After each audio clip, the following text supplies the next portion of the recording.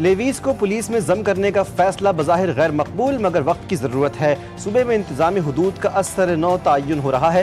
وزیر اعلیٰ بلوچستان سرفراز بگٹی نے سنجاوی میں عوامی اجتماع سے خطاب کرتے ہوئے کہا کہ بلوچستان کے عوام کی خدمت کے لیے صوبے کے ہر کونے میں جانے کو تیار ہیں۔ وسائل کی کمی ہو تو پیدل بھی عوام تک پہنچیں گے۔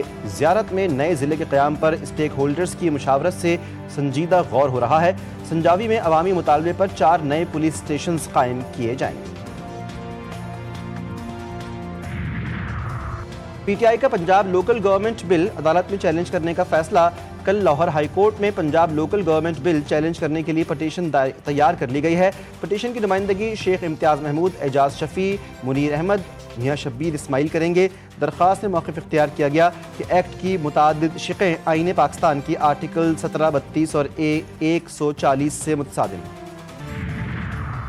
اور ویمنز ورلڈ کپ کا فائنل ٹاکرا، کس کے سر سجے گا فتح کا تاج؟ بھارت اور جنوبی افریقہ مد مقابل۔ بھارت کا جنوبی افریقہ کو جیت کے لیے 299 رنز کا ہدف۔ بھارت کے ناوی ممبئی کرکٹ اسٹیڈیم میں جنوبی افریقہ کے ہدف کی تعاقب میں بلے بازی جاری۔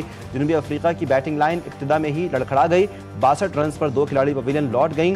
اس سے قبل بھارت نے شاندار کھیل پیش کیا۔ شفالی ورما نے 2 چھکوں اور 7 چوکوں کی مدد سے 87 اور دیپتی شرما نے 1 چھکے اور 3 چوکوں کی مدد سے 58 رنز بنائے۔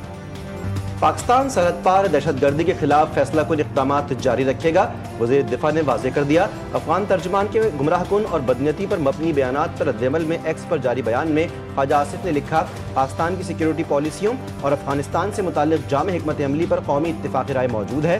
افغان طالبان بھارتی پراکسیوں کے ذریعے دہشت گردی میں ملوث ہیں۔ طالبان حکومت اندرونی دھڑے بندی اور عدم استحکام کا شکار ہے۔ خواتین، بچوں اور اقلیتوں پر جبر افغان طالبان کا اصل چہرہ ہے۔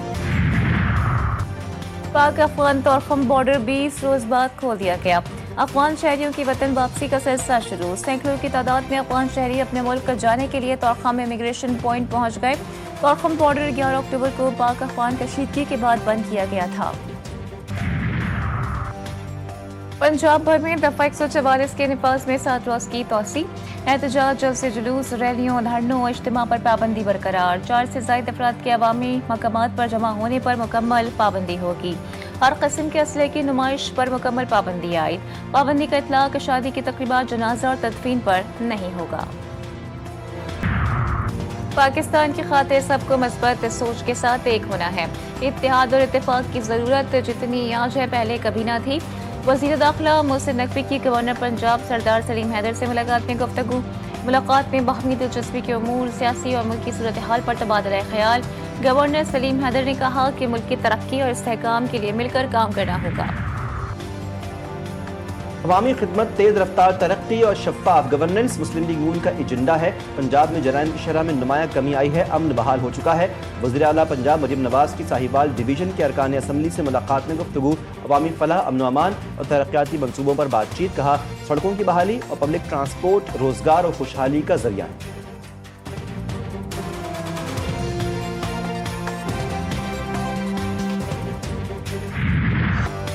لاہور کی فضائیں زہر آلود۔ پنجاب میں اسکولوں کے صبح 8:45 سے پہلے کھلنے پر پابندی عائد۔ خلاف ورزی پر اسکول پر پہلی بار 1 لاکھ سے 5 لاکھ، دوبارہ خلاف ورزی پر 6 لاکھ سے 10 لاکھ روپے جرمانہ عائد ہوگا۔ دھواں چھوڑنے والی گاڑیوں اور آلودگی پھیلانے والی فیکٹریز پر بھی بھاری جرمانیاں، پابندیاں عائد۔ خشک صفائی بھی بند، سڑکوں پر پانی کا چھڑکاؤ۔ ڈاکٹرز کا شہریوں کو بلا ضرورت گھر سے نہ نکلنے کا مشورہ۔ کراچی میں ای چالان نظام کے تحت ٹریفک پولیس کی کارروائیاں، مزید 3283 الیکٹرک چالان کیے گئے۔ مجموعی طور پر 26,000 چالان کیے گئے۔ شہری ٹریفک قوانین کی مکمل پاسداری کریں، ٹریفک پولیس کی شہریوں سے اپیل۔ سڑکیں ٹھیک نہیں، ٹرانسپورٹ ہے نہیں، شہریوں پر مہنگے ای چالان کیے جا رہے ہیں۔ امیر جماعت اسلامی حافظ نعیم الرحمان کی حکومت سندھ پر کڑی تنقید۔ کہا، لاہور میں 200 روپے والا چالان سندھ میں 5,000 روپے کا ہے۔ حکومت سندھ اور قبضہ میئر کراچی کے عوام کے لیے مصیبت بن گئے ہیں۔ ریڈ لائن منصوبہ عوام کے لیے سہولت کے بجائے اذیت بن چکا ہے۔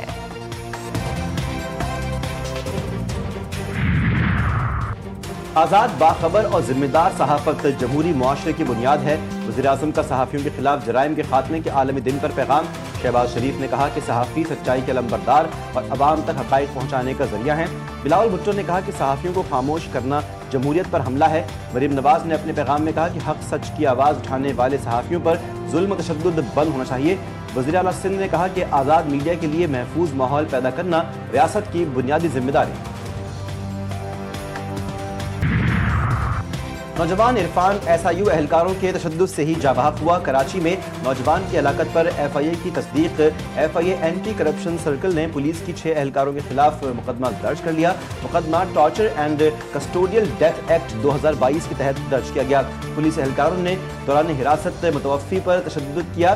تشدد کے باعث عرفان کی موت واقع ہوئی۔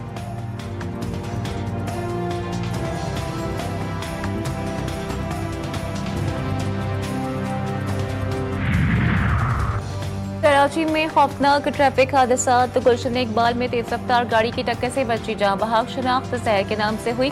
ملیر کینٹ کے قریب ڈمپر کی ٹکر سے موٹر سائیکل سوار جاں بحق۔ شارع فیصل بلوچ پل پر گاڑی کی ریس کے دوران حادثہ، موٹر سائیکل سوار اور کار سوار زخمی۔ زخمیوں کو جناح اسپتال منتقل کر دیا گیا۔